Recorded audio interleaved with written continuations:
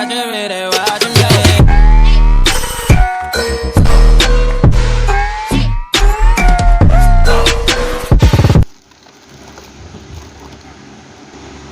एतकाफ मुबारक।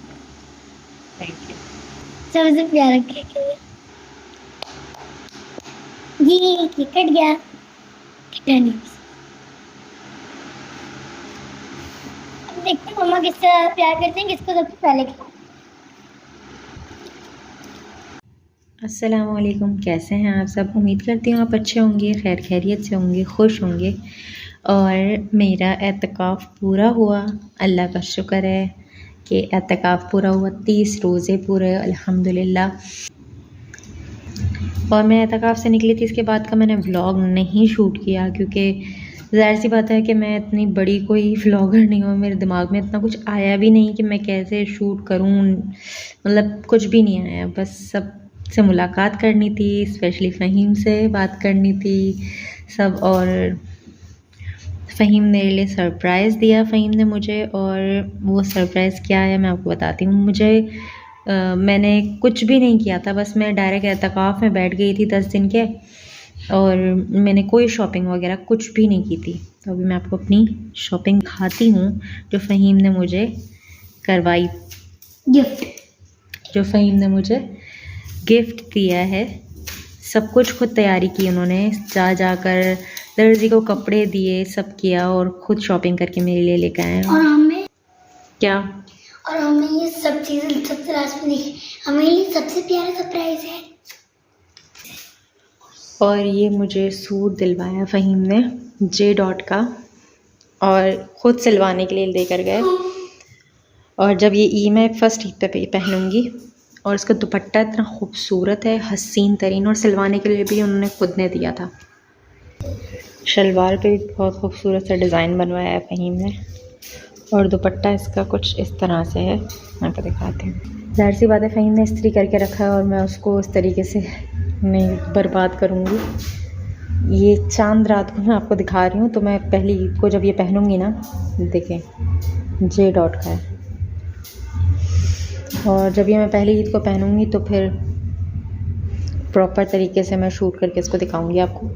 बाकी बहुत खूबसूरत, मुझे इसका दुपट्टा इतना पसंद आया ना, लेस वगैरह सब लगी हुई है इसके ऊपर, मज़ा आ गया ये सूट देखकर। अभी इतना अच्छा नहीं लग रहा, लेकिन जब मम्मा पहनेंगी तो फिर कुछ बात ही अलग है। तो कपड़ा इतना मज़े का है ना, ज़ाहिर सी बात है जे डॉट है तो कपड़ा तो मज़े का होना ही है। और इसके ऊपर छोटे छोटे से सितारे भी लगे हुए हैं, तो खूबसूरत लग रहा है बहुत ज़्यादा। हाँ, और इसके साथ अभी मुझे लेकर गए थे तो मैंने इसके साथ चूड़ी मैच करके लिए। बस मेरे दिमाग में ऐसे था कि ये पीच है या पिंक है, तो मैं ऐसे ही कलर लेकर आ गई अपने हिसाब से।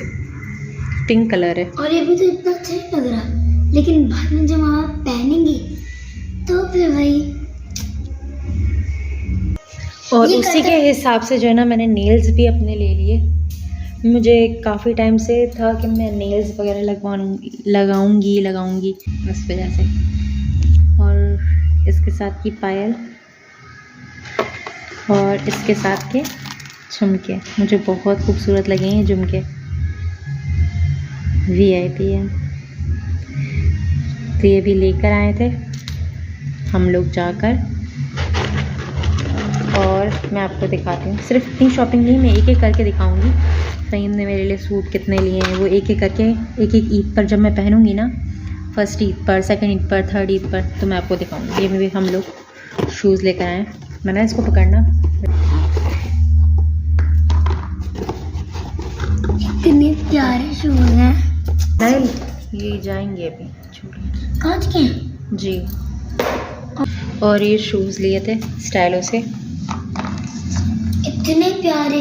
इसका जो वर्क है ना मुझे बहुत प्यारा लगा। मैंने कभी भी इस तरह के शूज़ नहीं पहने, तो फर्स्ट टाइम मैं ट्राई करूँगी ये वाले शूज़, क्योंकि मैं हमेशा सैंडल टाइप के लेती हूँ ताकि बाहर से ऊपर से खुला हो वो एरिया। तो अब मैंने ऐसे बंद वाले लिए, फ़र्स्ट टाइम पहनूँगी। मुझे ऐसा लगता है जैसे मेरे पाँव ना जकड़ लिए हैं किसी ने, लेकिन ये अच्छे लग रहे थे और इसके ऊपर बिल्कुल जा भी रहे हैं, तो फिर बेस्ट है।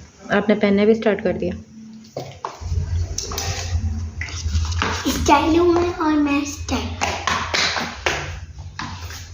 जरा मेरे मेरा इरादा था कि मैं जो है ना कुछ भी शॉपिंग वगैरह नहीं करनी, मुझे मेरा मैं सूट पड़ा हुआ कपड़े था। चेंज करके आ रही हूँ। ठीक है, मेरा सूट पड़ा हुआ था तो मैंने सोचा कि वही मैं सिलवा लूँगी। पर जब हम लोग गए थे सिलवाने के लिए तो उसके अंदर वो बोल रहा था शर्ट छोटी हो जाएगी और क्या कहते हैं, इसका वो पैटर्न समझ नहीं आ रहा कौन सी जगह कौन सी लगनी है। और तो बड़ा मसले मसाइल, क्योंकि वो कट पीस की सूरत में था। अब था तो वो सना सफ़ीनास का और सबसे महंगा जोड़ा था। और इसके बाद वो कट में था कि जैसे कि दामन है, आस्तीन अलग है और साइड की जो कलियां होती हैं वो अलग है। तो वो उसको समझ ही नहीं आ रहा, तो हमने कहा भाई छोड़ दो, रहने दो, नहीं सिलवाना। बाद में जब दिमाग चलेगा ना हमारा, जब हम समझ लेंगे तो फिर अब आपको आकर समझा देंगे। खैर वो तो फिर बात की बात है, वो तो होना ही नहीं था, बस पड़ा हुआ है। अब जब मैंने देखा तो मैंने कैटलॉग उसका जो पेपर था उसके ऊपर सब लिखा हुआ था नीचे, बस दिमाग उतना चला नहीं कि पेपर में हम लोग देख लें कि वो सब कुछ तो लिखा हुआ है उसके अंदर कि कौन सी कली कहाँ लगेगी। खैर अब वो तो मैं बैठ गई थी एहतिकाफ में, मुझे क्या पता कि भाई क्या सीन है, फ़हीम देंगे भी कि नहीं सिलवाने के लिए क्या। तो उन्होंने वो रख दिया जोड़ा और नए जोड़े लेकर आ गए और उन्होंने वो सिलवाने के लिए भी दे दिया था। उसने पर्ची भी दी थी ना कि अगर आप ये सूट लेकर आएंगे ना तो फिर ये पर्ची जो है ना आप लेकर ज़रूर आइएगा, नाप की पर्ची है तो इस पर सारा नाप मैंने लिख दिया है। जब भी आपको आना हो ना तो आप ये ले आइएगा पर्ची। तो बस फिर फ़हीम लेकर आ गए और सिलवा भी दिया ये सूट।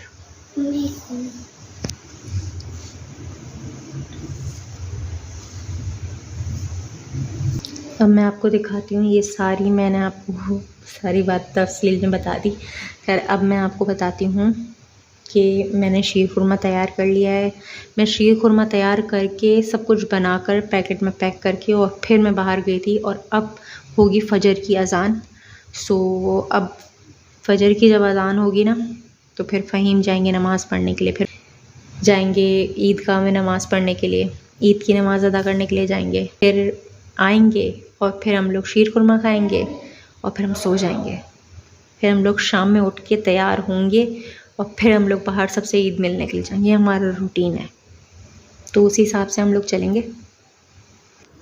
बाकी शूज़ भी हैं, तो वो जैसे जैसे मेरे सूट मैं आपको दिखाऊंगी ऐसे ऐसे ही मैं आपको ये शूज़ की कलेक्शन भी मेरी दिखाती जाऊंगी, उस मेरे सूट से मैचिंग शूज़।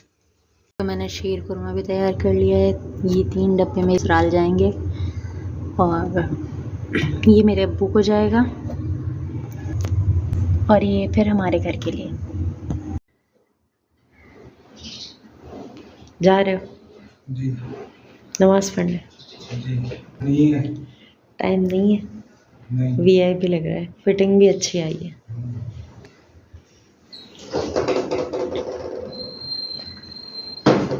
अच्छा शीर खुरमा लेकर जाओ साथ में। ले आएंगे क्यों अभी क्यों नहीं? सबके हाँ दे दो थैली में निकालना ना बस। सही, अल्लाह हाफिज़, जल्दी आना, ठीक है।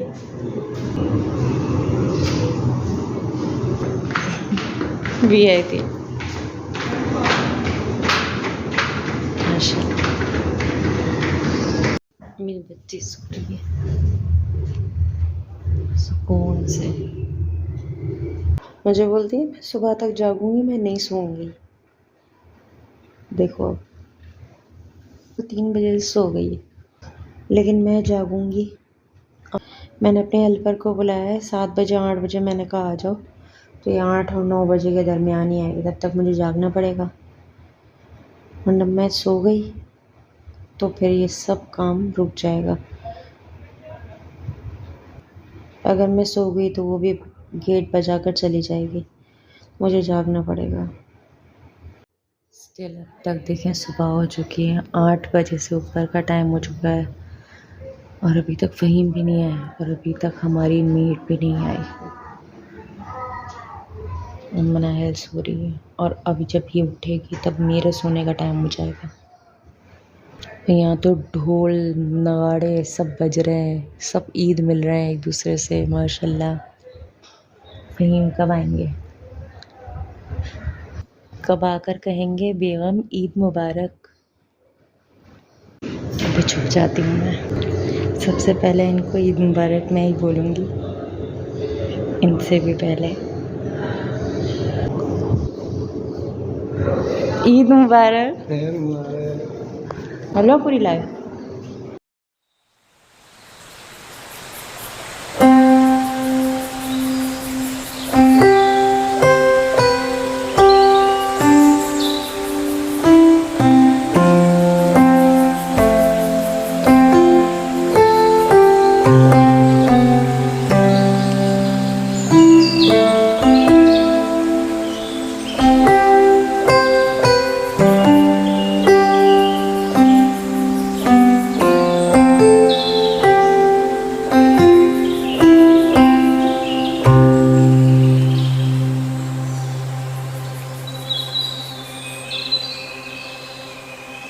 यहाँ पर मेरी सास ने मुझे हार पहनाया, मैंने उनका हाथ चूमा।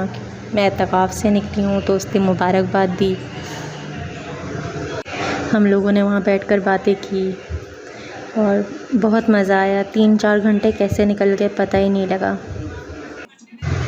यहाँ पर हम एक दूसरे से माफ़ी मांग रहे थे कि कुछ कहा सुना हो तो माफ़ कर देना।